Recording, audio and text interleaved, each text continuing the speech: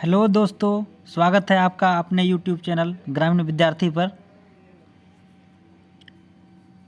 आज हम लोग सामान्य ज्ञान से कुछ प्रश्न देखेंगे।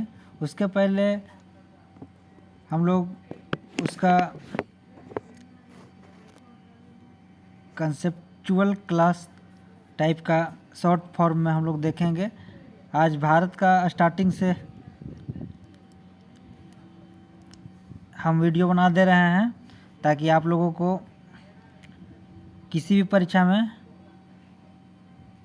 एसएससी एवं जेएसएससी सहित झारखंड और अन्य सभी प्रतियोगी परीक्षाओं में, खास करके झारखंड में झारखंड पुलिस उत्पाद सिपाही, क्षेत्रीय कार्यकर्ता, एएनएम, जीएनएम और चतुर्थ वर्गीय पदों के लिए नियुक्ति के लिए जो अभी फॉर्म भरा गया है उसके लिए बहुत महत्वपूर्ण होगा। तो देखते हैं, सबसे पहले कंसेप्ट को समझते हैं स्टार्टिंग में भारत का। उसके बाद कुछ सवाल देखेंगे।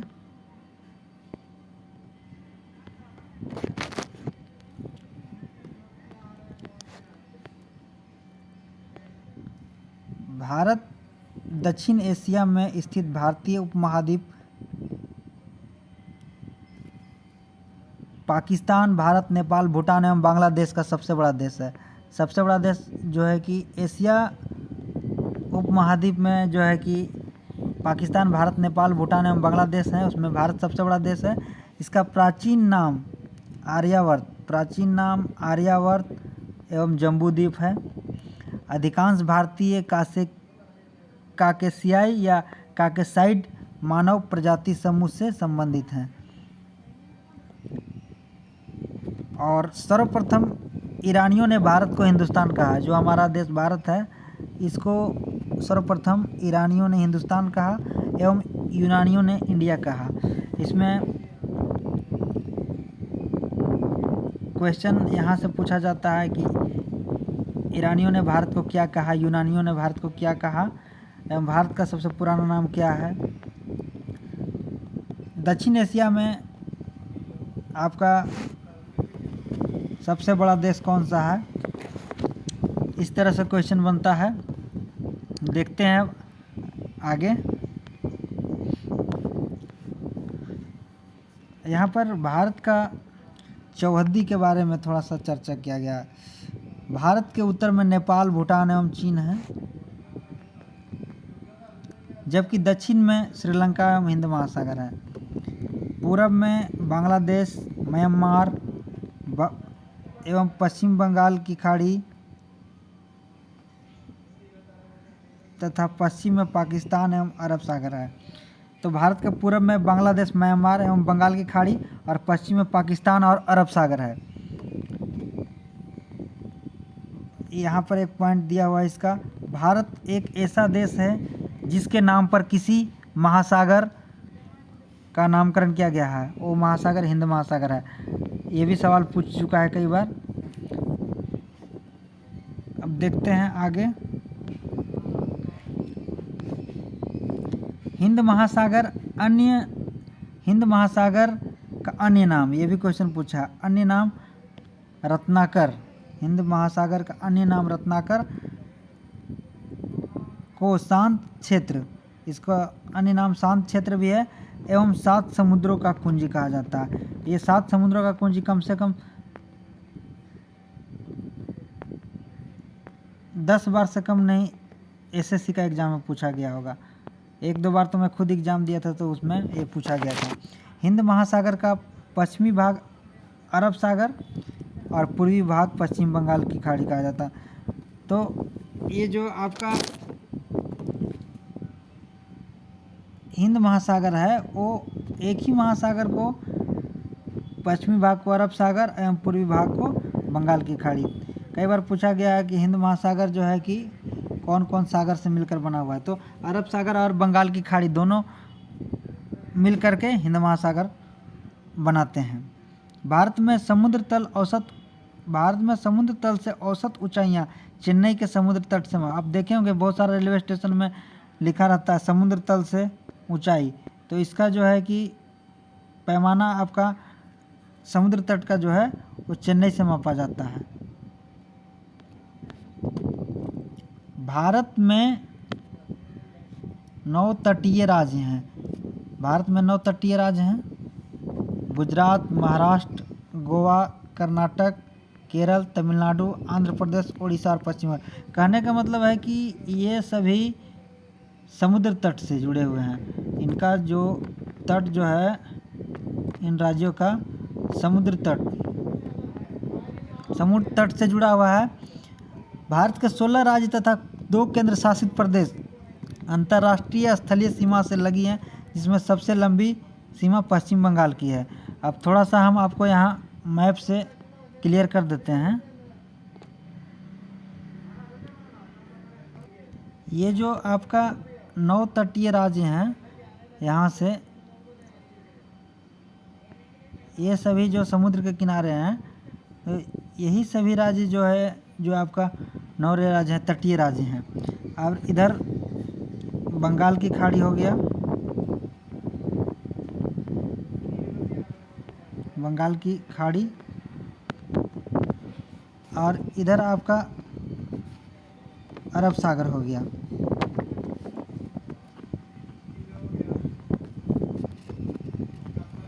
अरब सागर, तो यही दोनों मिल के यहाँ पर आपका हिंद महासागर बनता है। ये समझ में आ गया होगा? ये समझ में आ गया होगा कैसे बंगाल की खाड़ी इधर पूर्व में और इधर पश्चिम में दोनों मिल करके यहाँ हिंद महासागर बनाते हैं। देखते हैं अब आगे।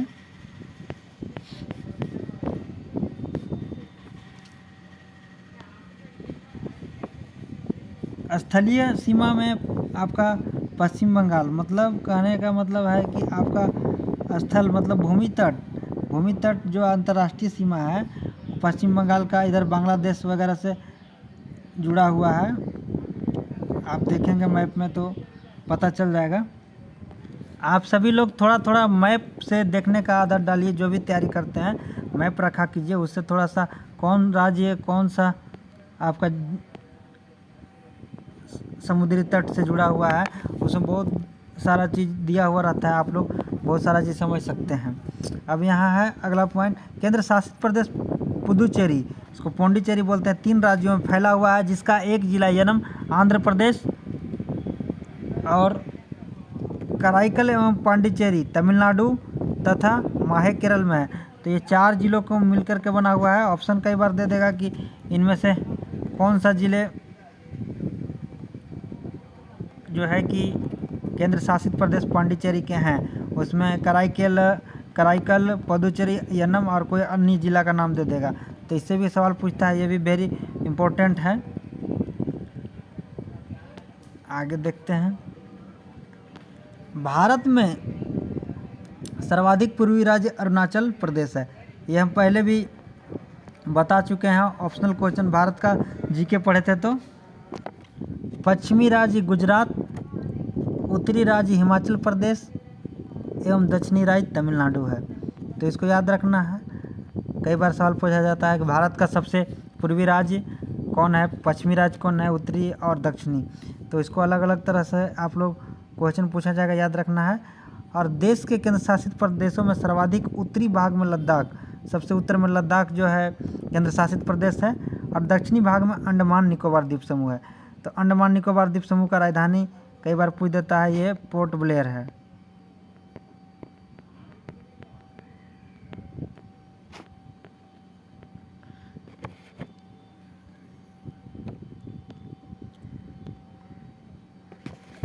फिर यहाँ पर है अगला पॉइंट, कर्क रेखा भारत के 8 राज्यों गुजरात, राजस्थान, मध्य प्रदेश, छत्तीसगढ़, झारखंड, पश्चिम बंगाल, त्रिपुरा एवं मिजोरम से होकर गुजरती है। इसका हम एक ट्रिक बता देंगे बाद में, 8 राज्य कौन कौन से, आसानी से याद हो जाएगा।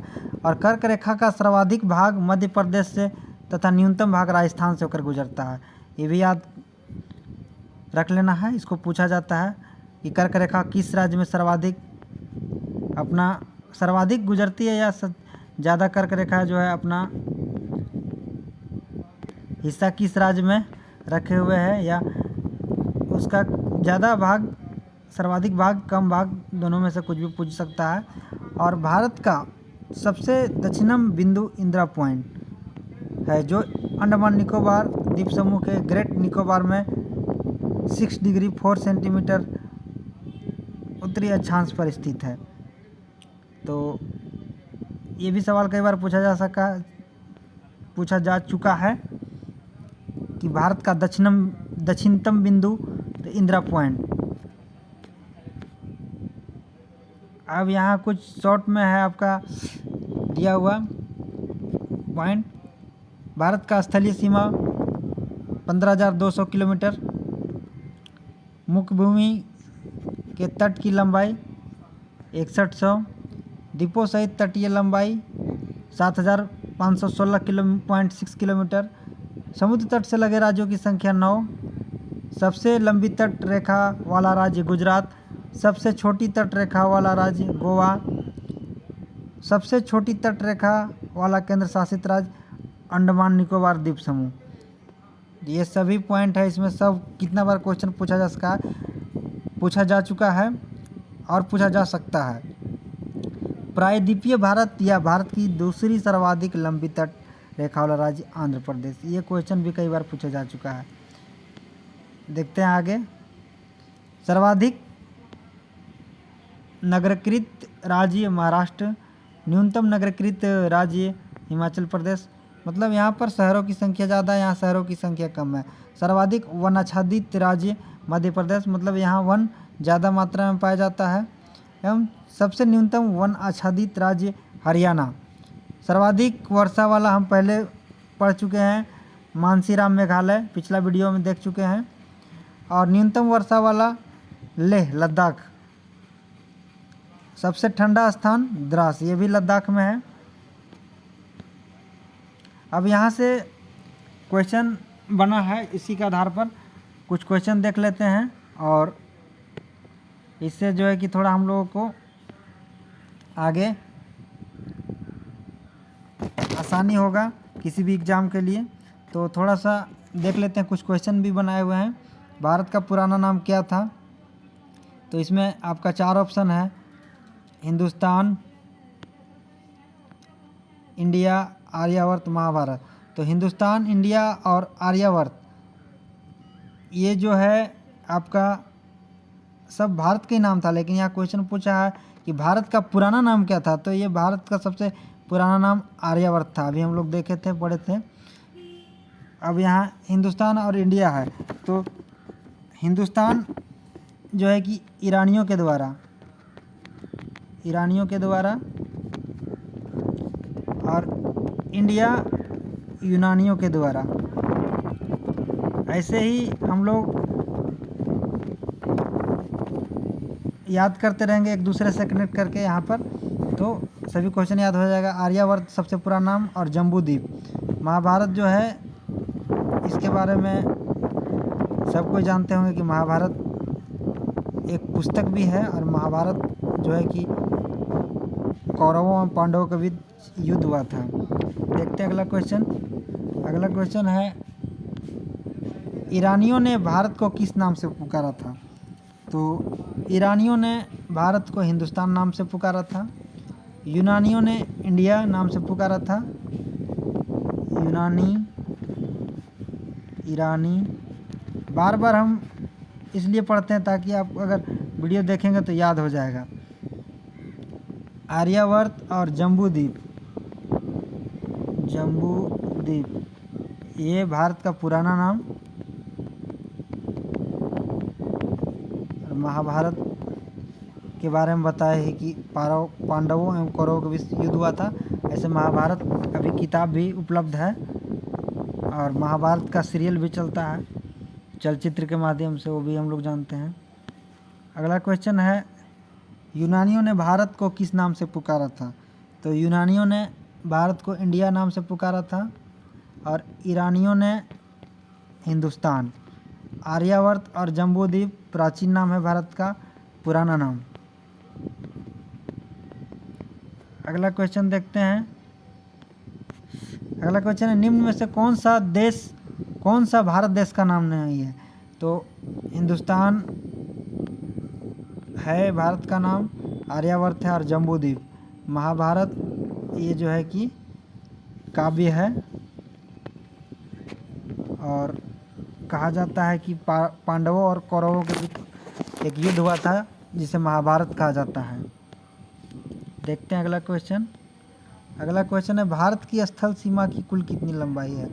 यहाँ पर थोड़ा टाइपिंग मिस्टेक है, यहाँ पर ये 15,200 किलोमीटर होगा, और भारत की स्थल सीमा की कुल लंबाई 15,200 किलोमीटर है। ठीक है, देखते हैं अगला क्वेश्चन। भारत की तटीय सीमा की कुल लंबाई, तो भारत की तटीय सीमा की कुल लंबाई 6,100 किलोमीटर है, जो कि हम लोग अभी पढ़े हैं, और 15,200 किलोमीटर आपका स्थलीय सीमा।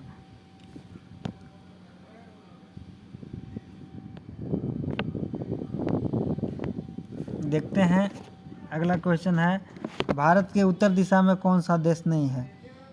तो भारत के उत्तर में नेपाल है, भूटान है, चीन है। भारत के उत्तर दिशा में पाकिस्तान नहीं है, पाकिस्तान और अरब सागर ये पश्चिम में है। अभी हम लोग पढ़े थे, ये पश्चिम में है। मेन पॉइंट याद करना है। भारत के पूर्व दिशा में कौन सा देश है? तो भारत के पूर्व दिशा में हम लोग जानते हैं बंगाल की खाड़ी, बांग्लादेश और म्यांमार है। तो बांग्लादेश, बंगाल की खाड़ी और म्यांमार ये पूर्व में है, पश्चिम में पाकिस्तान है, उत्तर में नेपाल है और चीन भी उत्तर में है। देखते हैं अगला क्वेश्चन। अगला क्वेश्चन है 7 समुद्रों की कुंजी किसे कहा जाता है? तो 7 समुद्रों की कुंजी हिंद महासागर को कहा जाता है, और हिंद महासागर के पूर्वी भाग को बंगाल की खाड़ी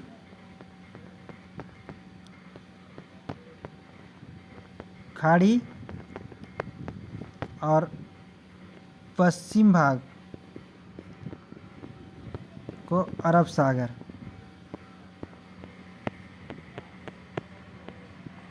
तो यूँ कहें कि हिंद महासागर अरब सागर और बंगाल की खाड़ी को मिलकर बनती है। और अगला क्वेश्चन देखते हैं, भारत में कुल कितने तटीय राज्य हैं? तो भारत में कुल 9 तटीय राज्य हैं।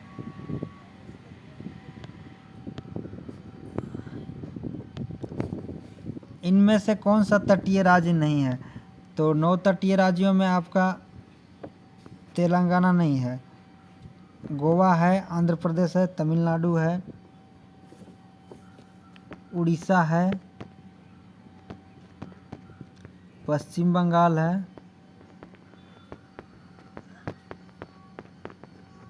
केरल है। देखते हैं अगला क्वेश्चन। कर्क रेखा कितने राज्यों से होकर गुजरती है? तो कर्क रेखा आपका भारत के 8 राज्यों से होकर गुजरती है, गुजरात, महाराष्ट्र, छत्तीसगढ़,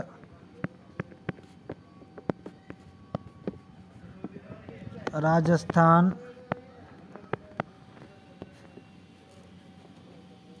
झारखंड, पश्चिम बंगाल, मिजोरम और त्रिपुरा। तो इन 8 राज्यों से होकर आपका कर्क रेखा गुजरती है। इसमें कई तरह से क्वेश्चन पूछ सकता है। इसमें से 3 ऑप्शन दे देगा, एक ऑप्शन अनिराई देगा, जैसे गुजरात, छत्तीसगढ़, झारखंड। एक जो है कि आपका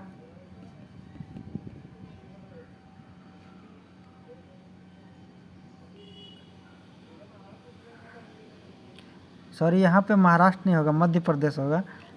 मिस्टेक हो गई यहाँ पर। गुजरात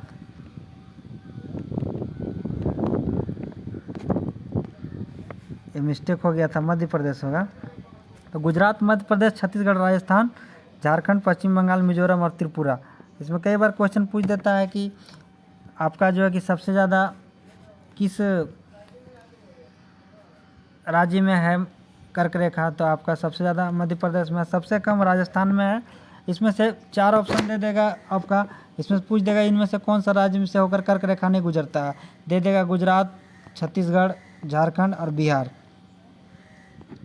तो आपको तुरंत पकड़ लेना है, ये 8 याद रहेगा तो आपको 3-3 गो का बंच बना के दे देगा, उसमें एक अन्य राज्य घुसा देगा। उस तरह का भी क्वेश्चन पूछा जाता है। देखते हैं अगला क्वेश्चन। अगला क्वेश्चन है कर्क रेखा किस राज्य से होकर नहीं गुजरती है। तो हम लोग अभी देखें गुजरात, मध्य प्रदेश, छत्तीसगढ़, राजस्थान,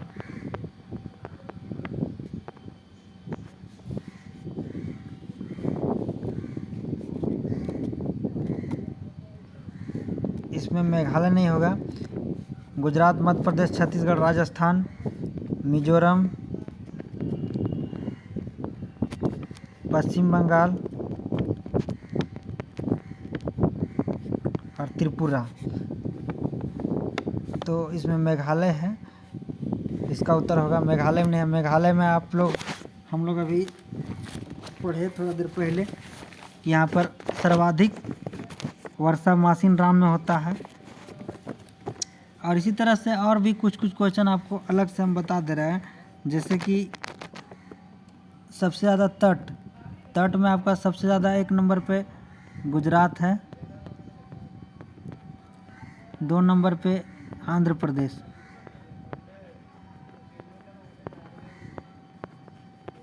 और 3 नंबर पर गोवा। तो ये सब चीज़ याद रखना रहेगा।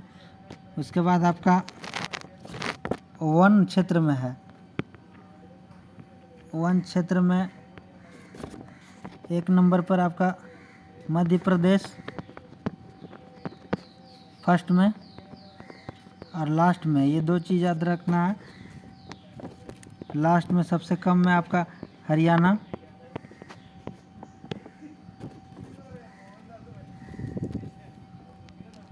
कर्क रेखा में देखे ही मध्य प्रदेश सबसे ज़्यादा, राजस्थान सबसे कम, शहर में आपका महाराष्ट्र